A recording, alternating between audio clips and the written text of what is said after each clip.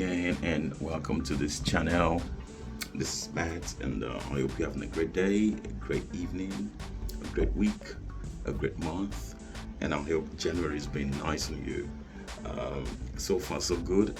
I guess January has been, well, good, I would say. Today we are talking about a case that is really, really sad.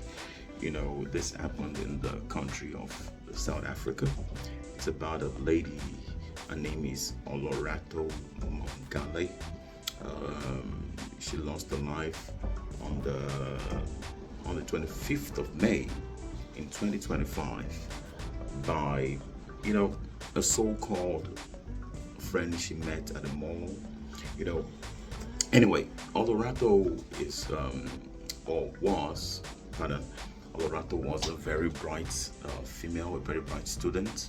In 2016, she studied at Rhodes University, and she studied journalism. And she graduated in that same year also, and she was working at the next in 2017, I think, yeah. She was working at Times Live in South Africa, and she was reporting on the case of someone who was unalived also by a boyfriend that year in 2017. Her name is Karabo. I don't know if you know the case, but I think you can search that also. So Karabo was unalived by a boyfriend also, and she was found on the roadside, burnt also. Well, anyway, she was actually so now. Olorato was disillusioned by this story she was reporting, and she later decided to quit her job just to make a positive impact on the kind of story she's reporting. And in 2025, she was doing a master's degree at Wits University. She was studying ICT policy and regulations at Wits University that year. That's 2025. And around May that year, she met someone at the mall, a guy who gave a pseudonym John, and decided that we're gonna go on a date. Later that month actually. So on the 22nd of May, she was sitting in class, doing her studies. She was very bright, she helps a student also to actually get on many courses, do things together. They had a WhatsApp group, where they share their school stuff anyway. But on this said day, on the 22nd of May, she was last sitting in class, and on the 25th of May, she was not sitting in class. So our friends were wondering. But what actually happened was that on the 24th of May, she had a date with this said guy, this person she met at the mall, this John guy. And I think around 2:40 that same day, she texted a friend and told her friend that she will be going on a date with this person she met. And she told her friend to please track her with the tracking application they all use. I think friends and tracking each other, just to keep themselves safe. So I think the friend tracked her, and the friend saw it as not something normal, going on a date with someone new. I'm sure she was actually very happy for her that she's actually moving on with her life and finding someone she probably will maybe fall in love with over time. But now, 2 hours later, a buddy, I'm talking about Olorato Mongale, a body was discovered in a place in South Africa, in the west of South Africa. They call the place Lombardy, in the north side of Johannesburg. They found a body dumped at the roadside. An eyewitness reported that if they saw a Volkswagen Polo that drove by, wanted to go into a certain bush around there, but couldn't make their way into it because of the locked gate. And while the person in this said Volkswagen Polo was Russian, they decided to just dump a body on the roadside, because and that was really crazy. And eyewitness reported there was sign of physical trauma. Even some people say there was sign of maybe stab, something like that. Anyway, yeah. So she was unalived anyway, and the body was dumped on the roadside, and people called the police, and they later discovered that the body was that of Olorato Mongale, who just went on a date just a few hours, prior, you know.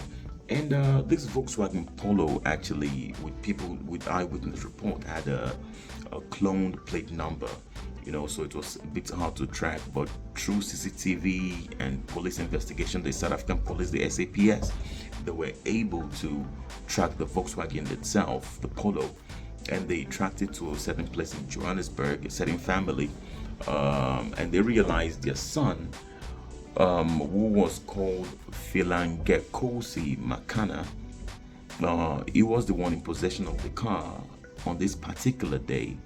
And it was said to say that, after some investigation, he had some friend with him, Bongani Mukulu or something like that. Pardon my pronunciation, the way I pronounce the name. And there was actually a third suspect also, who was Fezile Ngubani. But it was actually said that the Fezile Ngubani was acquitted because they realized his SIM card was actually stolen by Philangosi Makana, and that was how we got in the case. But he has been acquitted, and he's been freed. It's just his case is a case of identity theft or that kind of thing. So what actually happened was that after Philangosi Makana, I'll call him Makana right now, just to make it easy. So after Makana, I think unalived Miss Olorato Mongale, I think he made his way to KwaZulu Natal to meet a friend after dropping his car with his parents, because the car belongs to his parents actually. So he dropped the car with his parents and then went to KwaZulu Natal to a friend, someone who also rents cars, and he wanted to rent the car from him. But the person actually sat him down, told him that I think you're under investigation because I think your picture has been circulating on social media and you're wanted by the police. So he can't rent this car to him. So what he did was he sat him down, they spoke, he even went out, locked the door to get food for him. He didn't call the police anyway. So what happened was that the investigation actually led to police tracing him to that particular complex, the one I showed the video initially. They found him in the complex, and he had a shooter, he had a gun, apparently. And there was a shootout he had with the police, and he was unalived by the police also after the shootout. And the other suspect is still on the run until this day. His name is Bongani Mikulu. I can't really pronounce it properly, but he's still on the run. Until this day, this 2026 January, and he's still on the run and still being searched for. And they realized, so there is no report on the motive of what happened, why they did what they did, what led to them actually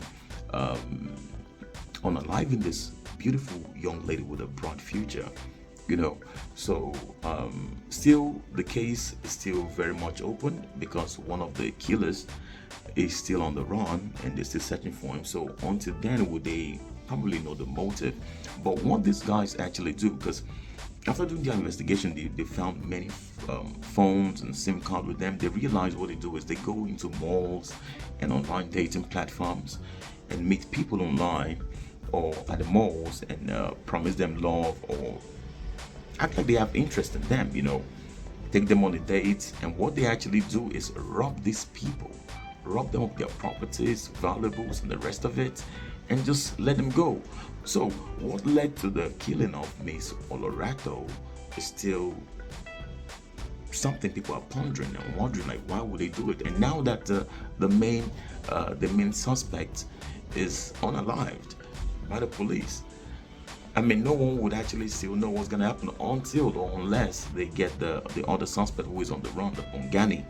So, their pictures right there in this video. So if anybody have any report on who these people are, you can call the South African police. Their information is online also. You can search online, and please give them a call to report this. But this is a very, very sad case, and RIP to Miss Olorato Bongane. The case of gender-based violence in South Africa is actually so massive. It's something that the government is actually trying to work on for years now, and I don't think they are winning yet, because these cases keeps happening and happening every year. I mean, based on my own research, I mean, the causes have been based on poverty, unemployment, and the history of the country generally. But I really can't pinpoint on what the main reason or the cause is, why this is happening. But there are many cases of gender-based violence in South Africa, So, well, I hope the government do something about it, and I hope we all get protected. And men, I mean, it's not easy, trust me, but sometimes we need to learn how to be patient. It's very, very hard. But patience in times of violence, patience when you are angry, to react. I mean, just be patient. It's something that would actually, they say patience is virtue, and it's something that will help in many situations. It doesn't really it doesn't have a limit to being in a relationship, or you need it in life in different aspects, in many places you find yourself in life. But anyway, this is the story of Olorato Bongane, the beautiful young woman who was taken in 2025 May, and may her soul rest in perfect peace. Well, please be safe out there, and don't forget to subscribe to this channel. Don't forget to like, share, tell these people, your cats, your dogs, and everyone your friends, your neighbors, tell them about this channel. And let's grow this community together. We are on a 100K subscribers this year. I believe we can get there. Actually, we are growing. Actually, I don't know how many we are right now, but let us do this. Anyway, have a great week, a great time, a great month, and be safe always. Bye for now, and God bless.